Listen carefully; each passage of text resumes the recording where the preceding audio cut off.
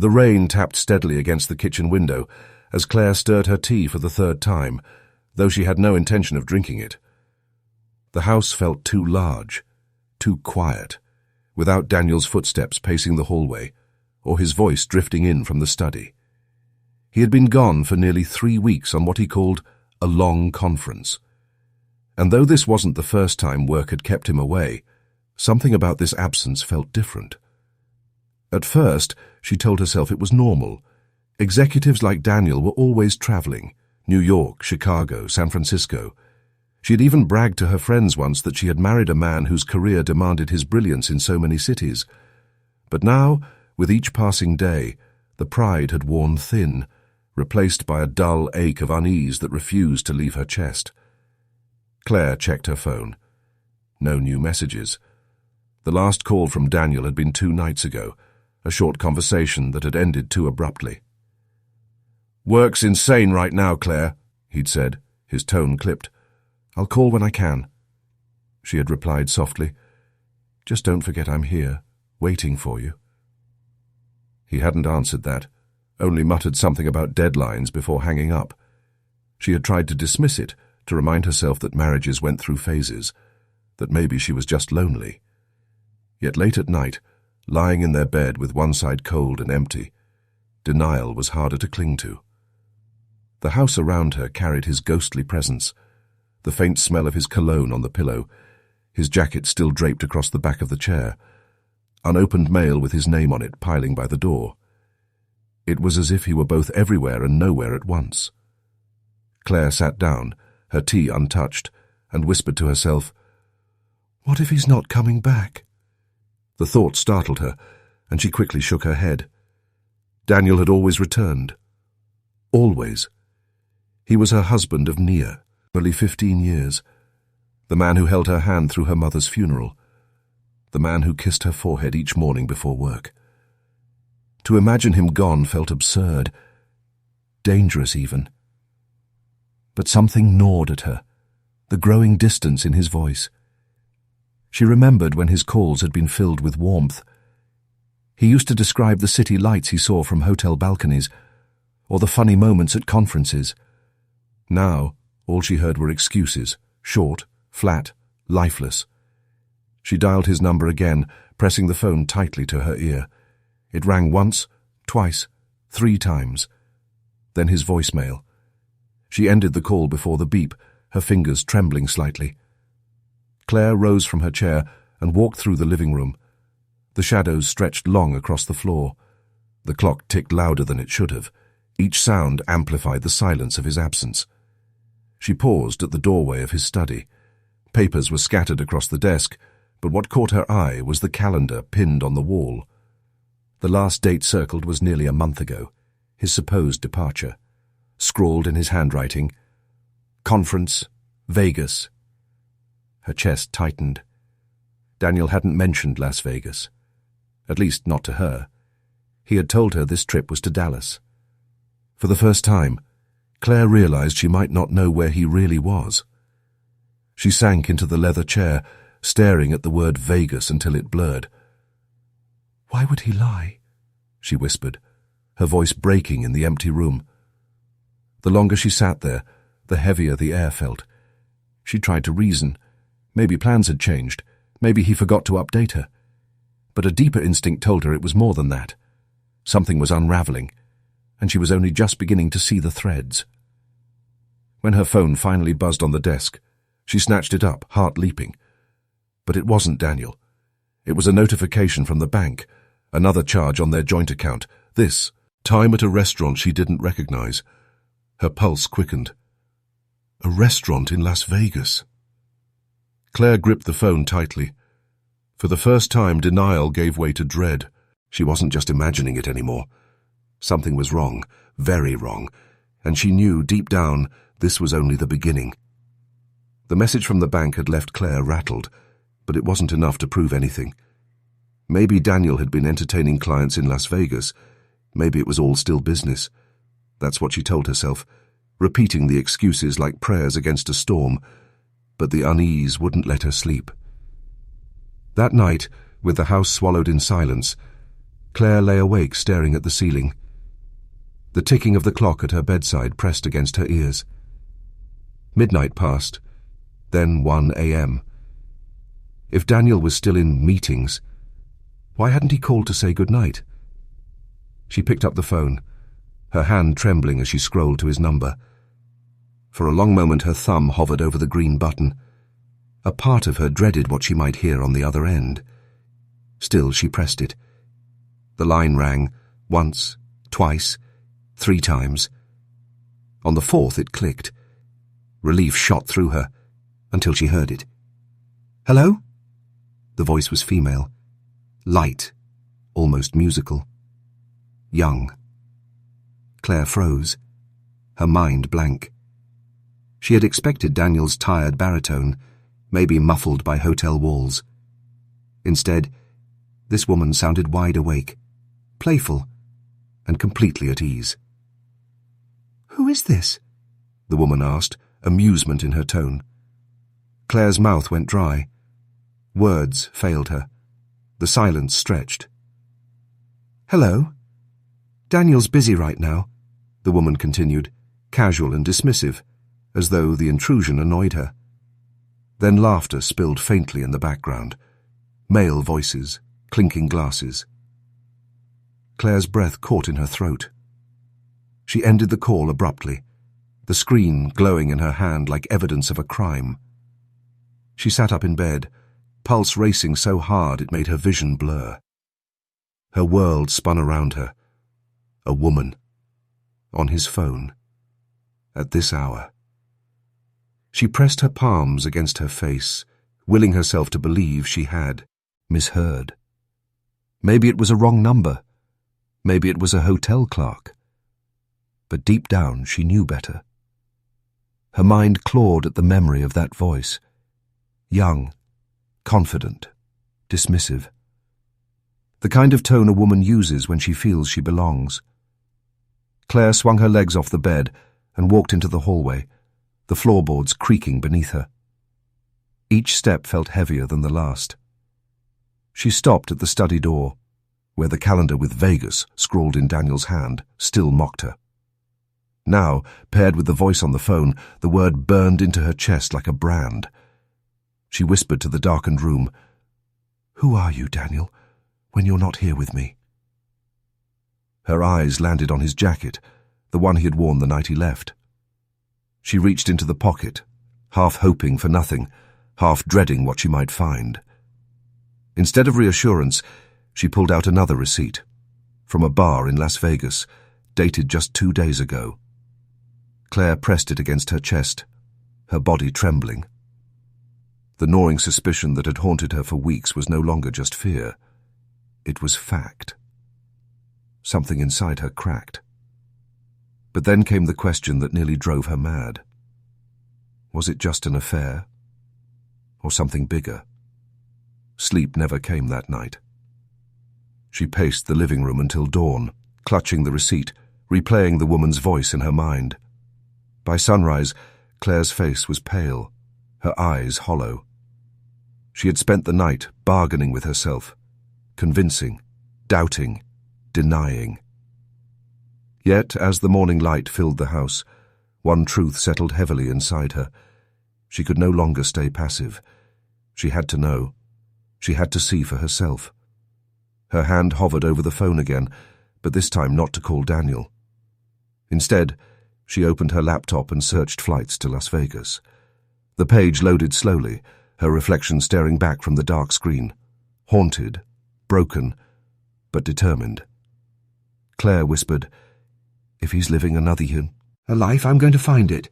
The search for flights to Las Vegas lingered on Claire's laptop screen long after she closed it. Her hands had trembled as she typed, the decision too heavy to make in one impulsive moment. If she went to Las Vegas, it would mean crossing a line. No more excuses, no more comforting lies. For now, she told herself she needed proof. Proof she wasn't losing her mind. Morning light filtered weakly through the blinds as she entered Daniel's study. She hadn't set foot inside since the night she saw the word Vegas circled on the calendar, but now her determination carried her forward. The air smelled faintly of stale coffee and leather, a ghost of Daniel's long nights here. Her eyes drifted to the corner of the room, where his briefcase rested against the wall. Black leather, polished, heavy, a symbol of his ambition. He usually guarded it, taking it along even on short trips. The fact that he'd left it behind nagged at her. Claire crouched down, her heart thudding as she placed a hand on the latch. For a moment she hesitated. Opening it felt like a betrayal of trust. But then she reminded herself, hadn't he already betrayed her first? The latch clicked open. Inside, neatly stacked folders sat beside loose papers and an expensive fountain pen. But tucked between the files, she spotted what she feared and expected: receipts. She pulled them out, her fingers trembling. The first was from the Mirage Hotel in Las Vegas. A 5-night stay, booked under his name, paid with their joint credit card. Claire's breath caught. He had told her that week was a Dallas client conference. Her eyes scanned further.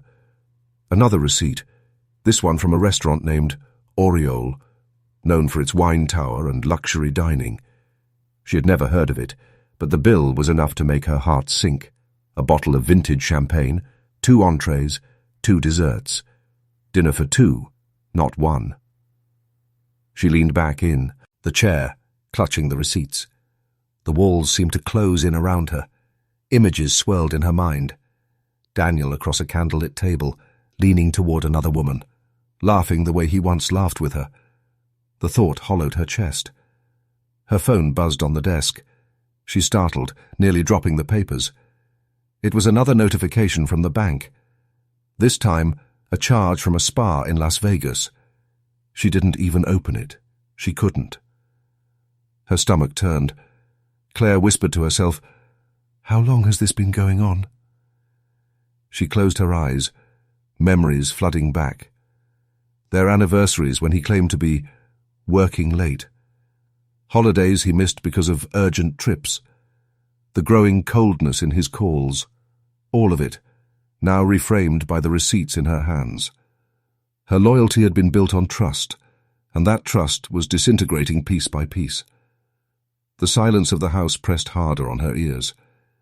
She rose from the desk and walked into the hallway, clutching the receipts like fragile evidence. Every photograph on the wall, their wedding day, their trip to Paris, the framed smiles of a family that once felt unbreakable, seemed like cruel reminders of what she was losing. Claire stopped at the mirror by the staircase. She studied her reflection. Pale skin, dark circles under her eyes, lips pressed thin. She hardly recognized herself. A thought crystallized. She could not stay in this limbo, piecing scraps together from shadows. If she wanted answers, she had to face the truth head-on.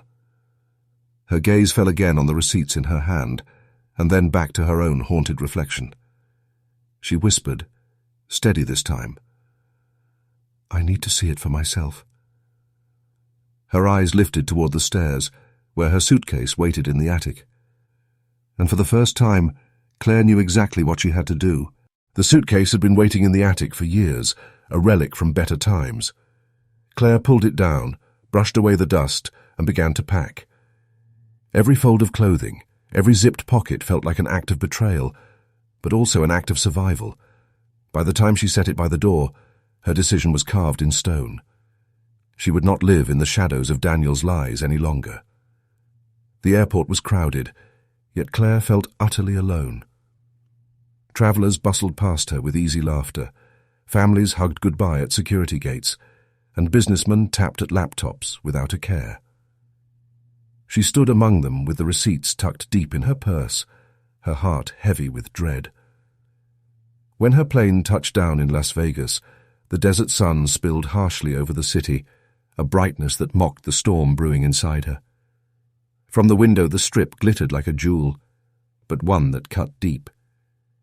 She had imagined Las Vegas only through postcards and television shows, yet now it felt sinister, a stage where her husband had played a role she was never invited to witness. The taxi ride into the city was a blur of neon signs, billboards for shows, and the constant hum of life that never slept. Claire pressed her forehead to the glass, watching strangers laugh and stumble along sidewalks, their faces bathed in the glow of casinos. To them, Vegas was escape. To her, it was confrontation. She checked into a modest hotel far from the Strip, paying in cash, her hands shaking as she signed the registry. The clerk barely looked at her, yet she felt as if everyone could see through her, could sense the truth she carried. Alone in her room, she sat on the edge of the bed, the noise of the city leaking through the window. For the first time since arriving, she allowed herself to cry. Quiet, broken sobs that shook her shoulders, but sorrow quickly gave way to resolve. Claire wiped her face, opened her purse, and pulled out the receipts again. She traced the names of the restaurants, the hotels, the spas. These were breadcrumbs, each one leading her deeper into Daniel's secret life. That evening she walked the Strip, blending into the chaos. Tourists snapped photos, street performers danced for tips, and the scent of alcohol and cigarette smoke clung to the air. Claire's eyes darted everywhere, searching for a familiar face, half hoping she wouldn't find one. At the Mirage, she stood in the lobby, staring at the chandelier glittering above her. She imagined Daniel checking in here, smiling at the receptionist, perhaps holding another woman's hand. The thought sent a shiver down her spine. She wandered past the casino floor, the noise of slot machines and laughter pounding in her ears. For a moment she thought she saw him, a tall man in a suit, hair slicked back, his profile so achingly familiar. Her breath caught. She followed quickly, weaving through the crowd, only to lose him near the blackjack tables. When she finally reached the spot, the man turned, and it wasn't Daniel. Her knees weakened. She clutched a pillar for balance, heart racing. It had been a stranger, nothing more. But the near miss proved something. She wasn't paranoid. Daniel could be anywhere in this city, and every shadow threatened to reveal him. Outside, the desert night wrapped her in neon light. She walked aimlessly, her thoughts spiraling. Claire had never felt so small, so vulnerable. Yet beneath the fear, a dangerous determination grew. If Daniel thought he could erase her, hide her behind a facade of business trips and excuses, he was wrong. As she crossed the street, the glow of another casino caught her eye. A bar with a crimson sign flickered against the dark. Inside, silhouettes moved beneath chandeliers, laughter spilling onto the pavement. Something about it tugged at her instinct. She paused, her breath shallow, and stepped closer. Because in a place like Las Vegas, secrets rarely stayed buried for long.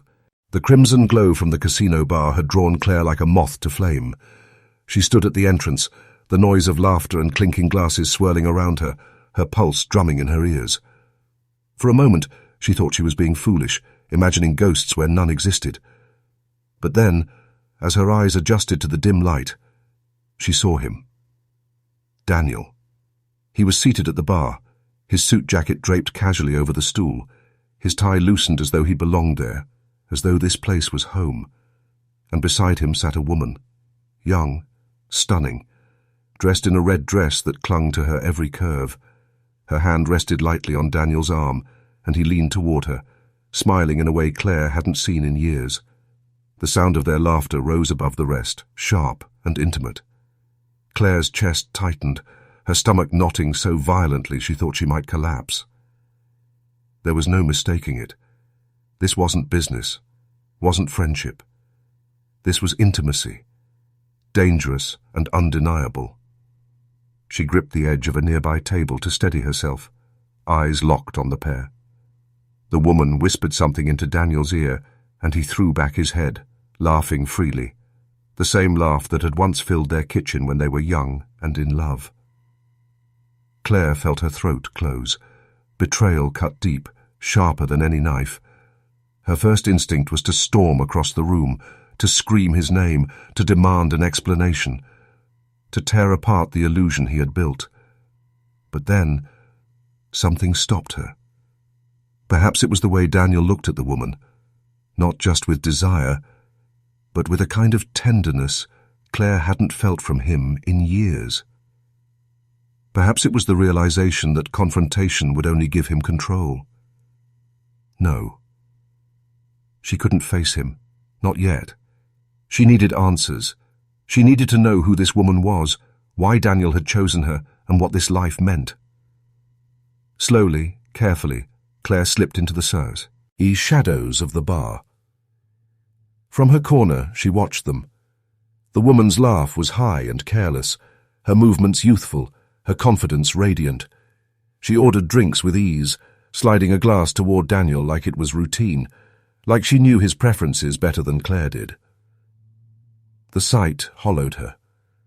Claire remembered the nights she had once waited up for him, dinners gone cold on the table, convincing herself that his absence was sacrifice for their future.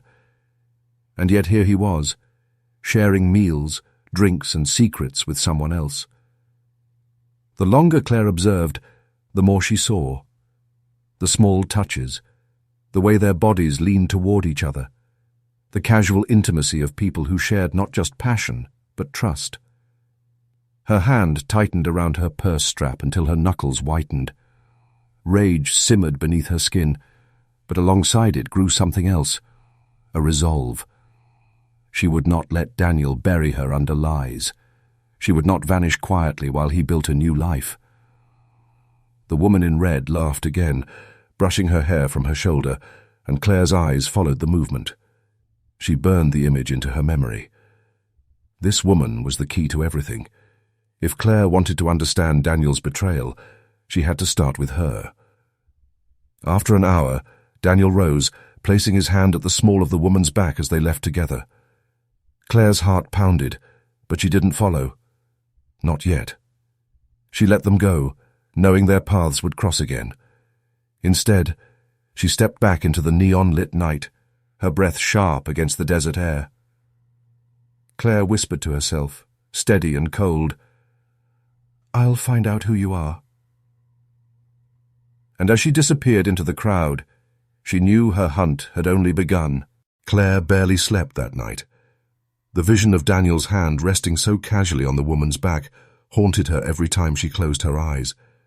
But the longer she lay awake in the anonymous hotel bed, the more her anger sharpened into a determination she hadn't felt before. Confrontation would give him the upper hand. No, if Daniel had built a new life in this city, she would uncover it piece by piece, until there was nowhere left for him to hide. The next morning, Claire returned to the casino where she had seen them. She didn't trail them directly, too risky. Instead, she slipped into the rhythm of observation. She watched, noted, waited. Daniel appeared mid-morning, looking nothing like the tired businessman he claimed to be in his phone calls. Dressed in casual clothes, his face softened in a way she hadn't seen in years, he walked confidently through the lobby as though he belonged here. And always, at his side, was the woman in red. That was when Claire noticed something else, an unmistakable sign that her nightmare was about to deepen. The woman wasn't alone. A little girl toddled beside her, holding Daniel's hand. The child couldn't have been more than 4 years old, and she called him something that froze Claire's heart in her chest. "Daddy." The word sliced through the noise of the casino. Claire felt the ground tilt beneath her. This wasn't an affair. This was a second life. Daniel hadn't just betrayed their marriage. He had betrayed their very existence together. She followed discreetly as the trio left the casino and climbed into a modest SUV. Daniel sat in the passenger seat, the woman at the wheel, the little girl in her booster seat. Claire's hands trembled as she scribbled the license plate into her notebook. She hailed a cab and told the driver to follow. The car wound through Las Vegas, leaving the neon glare behind for quiet suburban streets lined Wemoussy with identical stucco houses. Claire's pulse raced as the SUV turned into a driveway. The woman parked, and the little girl bounded toward the front door, where toys littered the yard. Daniel scooped her up, laughing, and carried her inside. The picture was so painfully domestic, so complete, that Claire could hardly breathe. Her husband wasn't living in hotel rooms and casinos. He was living here, in a home, with another woman and their child. The name came later. Claire returned the next day and watched again, careful to stay hidden. A neighbour stopped to chat with the woman in red, calling her Mia. The child's name was mentioned too, Sophie. Claire committed both to memory, her shock hardening into fury. Over the following days, Claire pieced together more details. Mia was younger, yes, but not some passing fling. She was Daniel's partner in every sense. Grocery runs together, weekends at the park, school pickups. He wasn't dividing his time between work and home. He was dividing his soul between two families. Every phone call he had made to Claire, every excuse about business trips and late nights at the office, now echoed in her mind as a grotesque performance. He hadn't been a husband for years. He had been an actor, perfecting a double life. Claire stood outside their house one evening, hidden in the shadows as the curtains glowed with warm light. Inside, Daniel lifted Sophie onto his shoulders, her giggles carrying faintly through the night air. Mia set the table, smiling as if her world was whole and secure. It was a scene Claire had once believed belonged to her alone. Her marriage wasn't just broken, it was obliterated. The betrayal was no longer about infidelity, it was about erasure. Daniel had rewritten his life, and in his new draft, Claire was nothing more than a footnote. Yet as Claire turned away, tears burning her eyes, another thought began to fool, and one darker, sharper, more dangerous than grief. If Daniel thought he could live two lives without consequence, he was wrong. This secret family was his truth now, but Claire was ready to decide what to do with that truth, and she knew it would change everything. Claire had told herself she wouldn't do it, not yet. She had promised she would wait, gather more proof, build the kind of undeniable case that would strip Daniel of his lies. But after nights of watching from the shadows, nights of hearing Sophie's laughter spill from a house that was never hers, something inside her snapped. It happened on a Thursday evening. The desert air was cooling, the sky painted in streaks of orange and violet. Claire sat in her rental car, parked a few houses down, staring at the glowing windows of Daniel's second life. She saw him step outside with the trash, casual in a t-shirt and jeans, utterly unrecognizable from the man who once came home in suits and loosened ties. He looked comfortable, settled. Home. Her body moved before her mind could stop it. She was out of the car, walking fast, her heels clicking against the pavement. Daniel turned, startled at the sound, and froze when he saw her. For a moment, disbelief washed over his face. Then came the guilt, flashing across his eyes before hardening into something colder. "Claire," he muttered, almost under his breath. She stopped in front of him, her chest heaving. "Don't you dare say my name like that. Don't you dare pretend this is some kind of accident." He glanced toward the house nervously, as if afraid Mia might appear. "You shouldn't be here." "You shouldn't be here," she fired back, her voice shaking with rage. "You told me you were working late, Daniel. You told me you were fighting for us. And all this time—" Her arm shot toward the house, finger trembling in the direction of the life he'd built. "This is where you were." Daniel dragged a hand down his face, exhaling sharply. "You don't understand." "Then make me understand," Claire snapped. "Explain how a husband vanishes into Perth. Oh, business trips that never end. Explain how a little girl calls you daddy while your real wife is hundreds of miles away, wondering why her husband won't look her in the eyes anymore." His jaw tightened. For a moment he said nothing. Then the dam broke. "Because I was suffocating." His voice was low but fierce, a hiss meant to stay contained. "Do you know what it was like, Claire? Every day the same demands, the same disappointments, the same silence hanging between us at night. I felt trapped. I needed air. I needed freedom." Her heart clenched. "Freedom? You call this freedom? Lies and betrayal? You've torn apart everything we built, Daniel." I didn't mean for it to happen this way, he said quickly, desperation creeping into his tone. With Mia, I found something different. She makes me feel alive again. I never stopped caring for you, but I couldn't breathe in that life anymore. Tears welled in Claire's eyes, but she refused to let them fall. So you built another life? A family? You could have left me, Daniel. You could have asked for a divorce. Instead, you let me believe I was still your wife while you played house here. That's not freedom. That's cowardice. His expression darkened, shame twisting into defensiveness. You don't get it. You never did. Silence stretched between them, thick and suffocating. Finally, Claire stepped back, her body trembling with exhaustion. You're right, she said bitterly. I don't get it. And I never will. She turned, her footsteps sharp against the concrete, each one echoing like a final nail in the coffin of their marriage. Daniel called after her once, his voice strained, but she didn't stop. She couldn't. By the time she reached her car, the tears finally broke free, streaming hot down her cheeks. Her hands shook as she gripped the steering wheel, but behind the grief, a harder resolve was forming. Daniel Thetis. Ought his confession had ended things. He thought his truth was enough to send her home, broken and defeated. But Claire wasn't finished. She had seen too much, and she knew what he had to lose. As she pulled away from the quiet street, headlights slicing through the desert dark, one thought burned brighter than the pain consuming her. If Daniel wanted freedom, she would make sure the whole world knew the cost of it. Claire drove back to her hotel, her face raw from tears, her chest hollowed out by Daniel's words. But grief alone wouldn't sustain her. Grief wouldn't pay the bills or erase the humiliation. If Daniel wanted to erase her existence, he had underestimated just how far she was willing to go. The next morning, she opened her laptop at the small wooden desk by the window.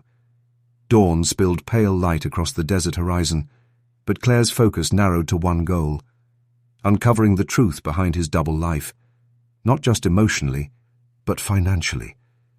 It started with their shared online banking account. She expected a dwindled balance, maybe unexplained charges. What she found was far worse. The joint savings, the cushion they had built over years of sacrifice, was nearly gone. Tens of thousands siphoned away in steady, deliberate increments. Transfers routed to accounts she didn't recognize, some buried behind investment firms with vague names. Her throat tightened. He's not just cheating me, she whispered to herself. He's robbing me blind. Scrolling further, she noticed a pattern. Luxury restaurants in Las Vegas, hotel charges stretching back months, even a jewelry store transaction that made her stomach churn.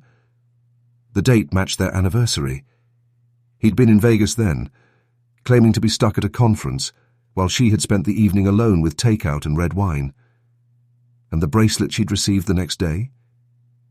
Cheap, gold-plated, wrapped in a box too shiny for its worth. The real gift, she realized now, had gone to Mia. Claire's hands trembled as she scribbled notes, creating a trail of evidence. The betrayal wasn't just about love. It was calculated theft designed to leave her powerless. He had drained their accounts, leaving only enough to cover household bills, just enough to keep her quiet until the walls closed in. She dug deeper, pulling credit card statements and investment records. Each click revealed more deception. Offshore transfers, business loans she never signed for, debt piling under her name because his signature had never been needed. For a moment, despair threatened to crush her. The marriage she had once believed unshakable was not only emotionally hollow, but financially poisoned. If Daniel decided to walk away tomorrow, she wouldn't just lose him. She would lose everything. Her phone buzzed on the desk. A notification from the bank. Another withdrawal. Another $2,000 gone. He wasn't slowing down. Claire pressed her palms against her temples, steadying herself. She couldn't scream. She couldn't cry anymore. She had to think. Daniel believed she was weak, paralyzed by heartbreak. He had built his second life on the assumption that she would never fight back. But as she stared at the maze of stolen money, a different part of her awakened, a calculating resolve she didn't know she possessed. She began printing records at the hotel's business center, each page a weapon in the war she was preparing to wage. Hotel receipts, credit transfers, proof of manipulation, all slipped into a folder that grew heavier by the minute. She could almost feel the weight of justice in her hands. But evidence alone wasn't enough. She needed to know how deep his lies ran. Who else was involved? Were there more accounts? More women? More debts hidden under her name? The thought twisted her gut, but it also fueled her determination. If Daniel wanted to gamble his life in Las Vegas, she would make sure he didn't get to choose the stakes. Claire zipped the folder shut, her eyes hardening as she looked out at the glittering skyline in the distance. This wasn't about winning him back anymore. This was about survival and retribution. Her next step was clear. She had to move closer to the fire, even if it meant getting burned. Claire had never been one to let rage dictate her steps. She had always been measured, the quiet partner who kept the peace when Daniel's temper flared, the woman who smiled through disappointment. But sitting in her hotel room, staring at the folder of damning evidence she had collected, she felt something new taking hold, a fire sharp enough to burn through her fear. She had confronted Daniel once, but his evasions, his excuses, his cowardice hadn't given her closure. He had left her with fragments, half-truths that cut deeper than lies.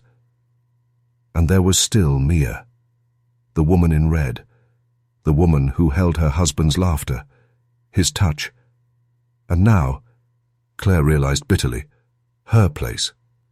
If Daniel wouldn't give her the truth, perhaps Mia would. The following afternoon, Claire trailed Daniel's movements from a distance. She watched him leave the house with Sophie, their daughter, for a trip to the park. He looked casual, natural, as if fatherhood had always been his role here. Once they were gone, Claire's heart hammered as she walked up the path to the house, every step heavier than the last. She rang the doorbell before she could talk herself out of it. The door opened to reveal Mia. She was even younger up close, her beauty polished, her red hair pulled into a sleek ponytail. Her expression shifted from polite confusion to wary recognition the moment her eyes met Claire's. "You," Mia whispered. Claire's lips curled into something between a smile and a snarl. "Yes, me, the wife." Mia froze in the doorway. For a moment, Claire thought she might slam it shut, but then Mia squared her shoulders and stepped aside. "You better come in." Inside, the house smelled of lavender and something freshly baked. It was warm, inviting, lived in, the kind of home Claire had once tried to build with Dee. Annual. Each detail made her stomach twist tighter. "Why are you here?" Mia asked, folding her arms across her chest. Claire's voice trembled, but her words carried steel. "Because I need to hear it from you. I need to know what he's told you. What lies he's fed you while draining our savings and playing house with you and that child." Mia's eyes narrowed, but her tone stayed calm, almost pitying. "He told me you were gone, that you were cold, dead inside. He said the marriage was over, long before I came along." The words hit like a blade to the gut. Dead inside. Claire's breath caught, her chest constricting with something between grief and fury. She had been erased, not just abandoned, but rewritten into a ghost Daniel could dismiss at will. "That's not true," Claire said, her voice breaking. "I was there. I loved him. I stood by him. Every sacrifice, every moment I gave it all to him. And he replaced me with... this?" Mia flinched but didn't look away. "I didn't know. Not at first. I believed him. He said you were just a formality, that you were practically gone already." Claire stepped closer, her tears finally spilling. "Do you understand what he's done? He didn't just lie to me, he lied to you too. You're not his freedom. You're his next prison." Mia's jaw tightened. For the first time, a crack appeared in her composure. Doubt flickered across her face, but she said nothing. Claire turned, unable to bear the cozy photographs on the mantel, Daniel's smiling face beside Mia and Sophie. She wanted to smash the frames, to shatter the false life he had built, but instead she straightened her spine. "Keep your home," she said coldly, wiping her tears with the back of her hand. "Keep his lies, if you want them. But don't forget this. You're living in the ruins of my life, and ruins have a way of collapsing." With that, she walked out, leaving Mia silent in the door. The weight of her words hanging heavy in the air.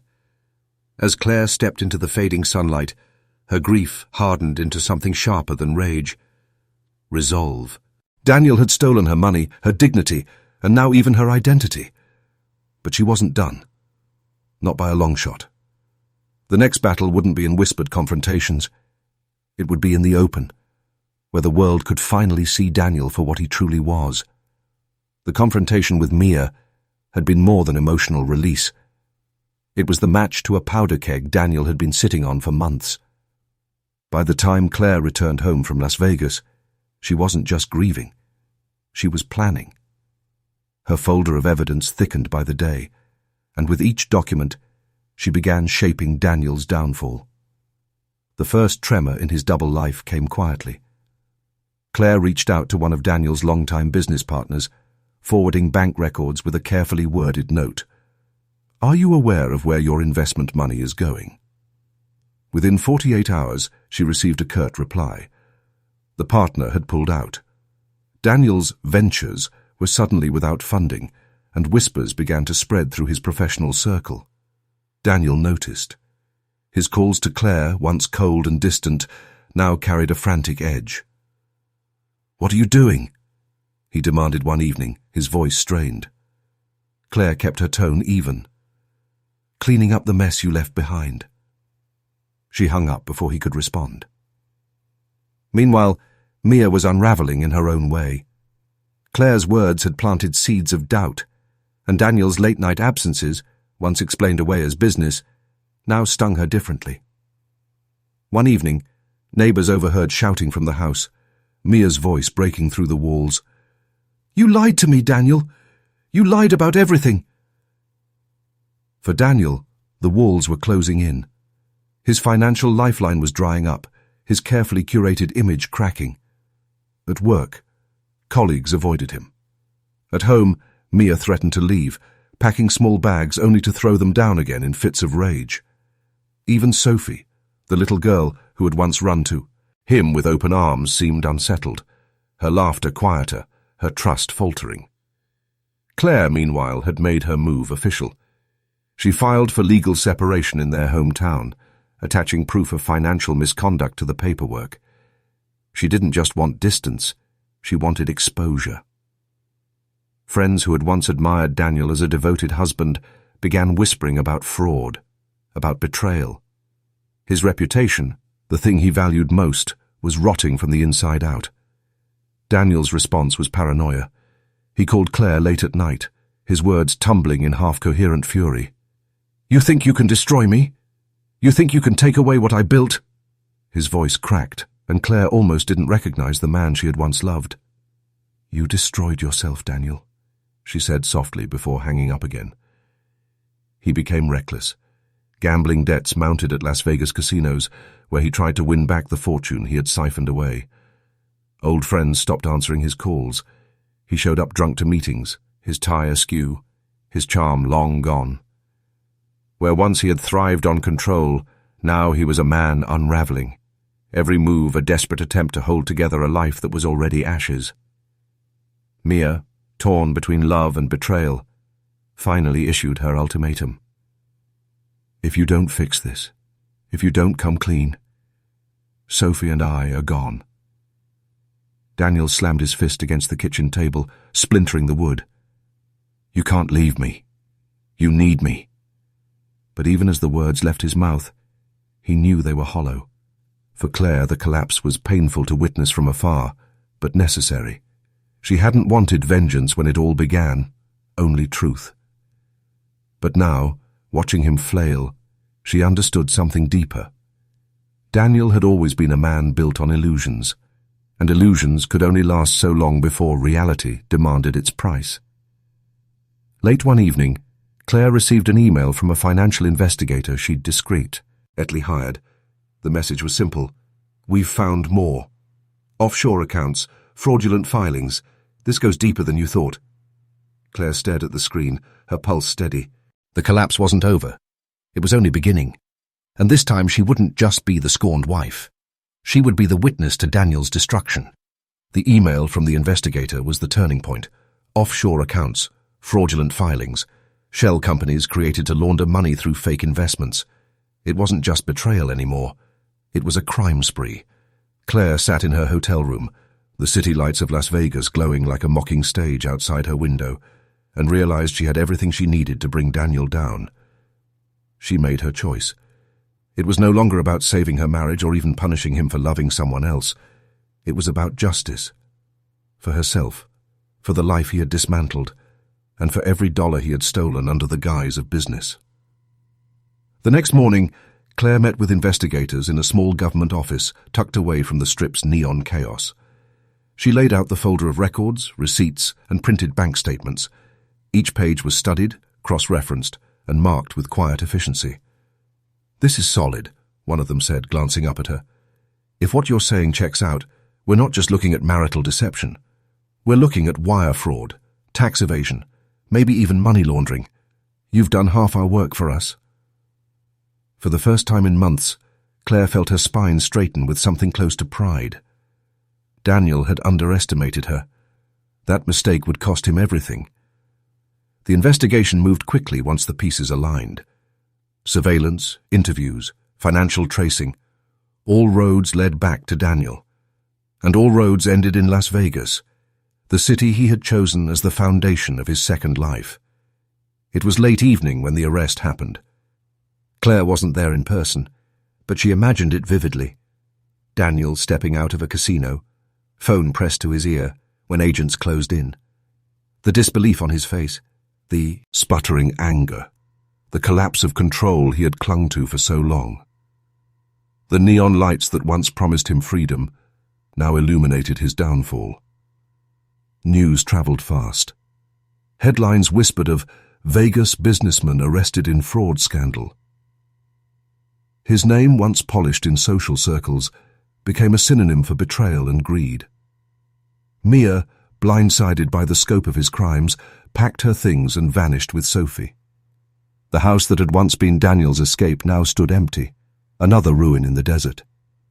Weeks later, Claire finally saw him again, not on the street, not in secret, but in court. The sterile room carried none of the glamour Daniel had wrapped himself in. He sat hunched at the defense table, his once sharp suit ill-fitting, his eyes hollow. When their gazes met, he tried to summon the charm that had once disarmed her, but the mask cracked instantly. His lips trembled, his eyes darted, and the weight of exposure hung heavy across his face. During testimony, Claire's voice was steady, each word measured. She recounted the lies, the missing money, the web of manipulation. She didn't look at him often, but when she did, she saw not the man she had once loved, but a stranger, cornered, diminished, broken. Daniel tried to defend himself, painting stories of desperation, of a man misunderstood. But the evidence spoke louder than his words. Every transfer, every hidden account, every fraudulent filing built a cage around him, bar by bar. As the session ended, Claire walked past him. He reached out slightly, as if to catch her attention, to reclaim some part of the power he had lost. She didn't stop. She didn't even look back. For the first time in years, Claire felt something close to freedom. But as she stepped into the desert air outside the courthouse, she knew this wasn't the end. The trial was only beginning, and Daniel's reckoning still had further to fall. The desert sun was merciless that morning, spilling gold and heat over the courthouse steps as Claire descended them for the final time. The sentencing was over. Daniel had been handed years behind bars, his empire reduced to numbers in legal documents, and his legacy tarnished beyond repair. For all his schemes and double lives, he was now just another inmate, another man who thought he was untouchable, until the truth caught him. Claire paused at the bottom of the steps, breathing in the dry air. It didn't feel like triumph, not in the way movies or novels promised. There was no soaring music, no dramatic vindication. What she felt instead was a strange, hollow quiet, as if her body needed time to catch up to the reality that it was finally over. In the weeks that followed, she returned to a life that was both familiar and foreign. The house felt emptier than ever, stripped not only of Daniel's presence, but of the illusions she had lived under for years. Every room carried echoes of laughter that hadn't been real, conversations that had been half-truths, and dreams that were never meant to last. Yet slowly, piece by piece, she began to reclaim herself. She painted over walls he had chosen, donated furniture he once insisted on, and planted fresh flowers in the garden as if to remind herself that beauty could grow again after fire. The scars of betrayal were deep, but they did not define her. Claire's friends noticed the difference. She carried herself with a new steadiness, her voice stronger, her gaze clearer. She no longer bent herself into shapes to please or to survive. She had endured the unraveling of her marriage, the humiliation of public scandal, and the grief of losing the life she thought she had. And yet, here she was, still standing. Sometimes late at night, the memories haunted her. She would hear Daniel's laugh in her mind, or remember the way he used to reach for her hand in crowded rooms. She would think of Sophie, innocent in all of this, and wonder what scars she too would carry. Healing was not a straight line, she realized, but a path marked by stumbles, pauses, and small victories. But each morning, Claire rose.